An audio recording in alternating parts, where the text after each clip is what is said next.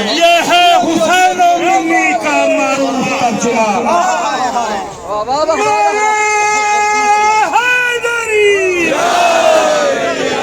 ये है हुसैन और मिन्नी का मारूफ तर्जुमा।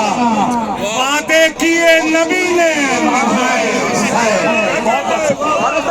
तो नहीं, ये कुव्वत बाजू की बात थी। परचम से पहले हाथ उठाए हुसैन ने, बिल्कुल दामन वक्त में गुंजाइश नहीं। बस आने वाले शायर के इस्तकबाल में सिरसी की सरजमीन से अख्तर सिरसी के मिसरे पढ़ता हूँ। वो कहते हैं उसने मशकीदा भरा था तुमसे दरिया छीन कर, उसने मशकीदा भरा था तुमसे दरिया छीन कर, बुज़दिलो हरदम था तो साहिल से कब्जा छीनते।